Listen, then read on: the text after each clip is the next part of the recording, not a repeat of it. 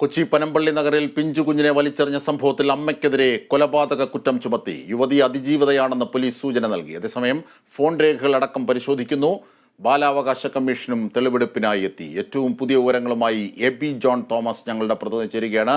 AB, ഈ മരിച്ച ശേഷമാണോ കുഞ്ഞിനെ പുറത്തേക്ക് എറിഞ്ഞത്, അതോ എറിഞ്ഞാണോ കൊലപ്പെടുത്തിയത്? ഇക്കാര്യമാണ് ഇനി അറിയാനുള്ളത്. അമ്മയ്ക്കെതിരെ കുറ്റം ചുമത്തി. എന്തൊക്കെയാണ് ഇപ്പോൾ നടക്കുന്ന പരിശോധനകൾ? ഏറ്റവും പുതിയ വിവരങ്ങളിലേക്ക് പോയാൽ.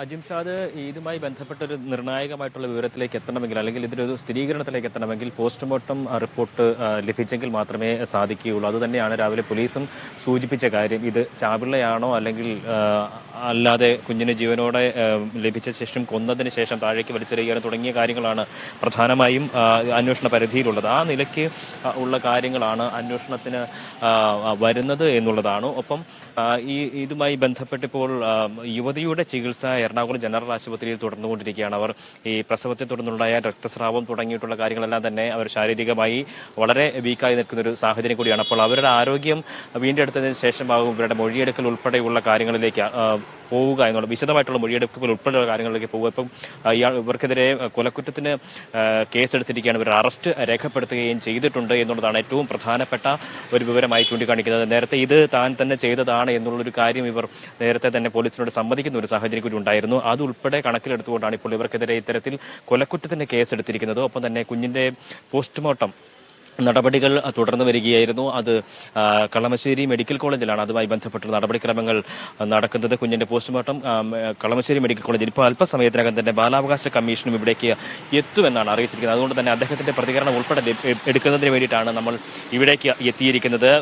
ബാലാവകാശ commission chairman KV Manoj Kumar എത്തുക അല്പസമയത്തിനകം തന്നെ എത്തുമെന്നാണ് നമുക്ക് മനസ്സിലാക്കാൻ കഴിയുന്നത്. അദ്ദേഹം 6 മണിയോടുകൂടി ഇവിടെ എത്തുമെന്നാണ് പറഞ്ഞിരിക്കുന്നത്. എന്തായാലും വളരെ ഞെട്ടിക്കുന്ന ഒരു സംഭവം തന്നെയായിരുന്നു. ഇതുമായി ബന്ധപ്പെട്ട് ഈ സ്ത്രീയുടെ 23-കാരിയുടെ ഫോൺ ഉൾപ്പെടെ കസ്റ്റഡിയിലെടുത്ത് പോലീസ് പരിശോധന നടത്തുന്നുണ്ട്. ഇവർക്ക് ഒരു സുഹൃത്തുണ്ടായിരുന്നു.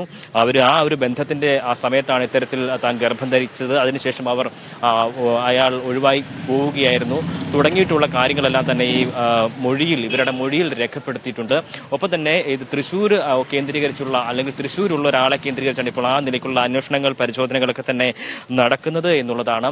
എന്തായാലും അതും അന്വേഷണ പരിധിയിൽ തന്നെ വരുന്ന ഒരു കാര്യം കൂടിയാണ്. ഈ യുവതിയുടെ മൊഴിയുടെ അടിസ്ഥാനത്തിലാകും കൂടുതൽ വിവരങ്ങളിലേക്ക് എത്താൻ വേണ്ടി കഴിയുക. എന്തായാലും നാടിനെ ആകെയും നടുക്കിയ ഒരു സംഭവമായി തന്നെയാണിത് വിലയിരുത്തപ്പെടുന്നത്. ആ നിലയ്ക്ക് തന്നെയാണ്. ഒപ്പം തന്നെ ഇത് അതിജീവിതയാണ് ഇപ്പോൾ ഈ കുട്ടിയുടെ അമ്മ എന്നുള്ള തലത്തിൽ അല്ലെങ്കിൽ ആ നിലയ്ക്ക് തന്നെയാണ് പോലീസ് ആദ്യം നൽകിയിട്ടുള്ള പ്രതികരണങ്ങൾ. അതുമായി ബന്ധപ്പെട്ടുള്ള പരിശോധനകൾ, അന്വേഷണങ്ങളെല്ലാം തന്നെ ഈ കൂട്ടത്തിൽ തന്നെ നടക്കുന്നുണ്ട്. അജിംഷാദ്, തീർച്ചയായും നവജാത ശിശുവിനെ ഫ്ളാറ്റിൽ നിന്നും പുറത്തേക്കെറിഞ്ഞ് കൊലപ്പെടുത്തിയ സംഭവത്തിൽ കൂടുതൽ വിവരങ്ങളാണ് പുറത്തെത്തുന്നത്. പെൺകുട്ടി ബലാത്സംഗത്തിന് ഇരയായ ആളാണോ അതിജീവിതയാണോ എന്നുള്ളത് പോലീസ് പരിശോധിക്കുകയാണ്.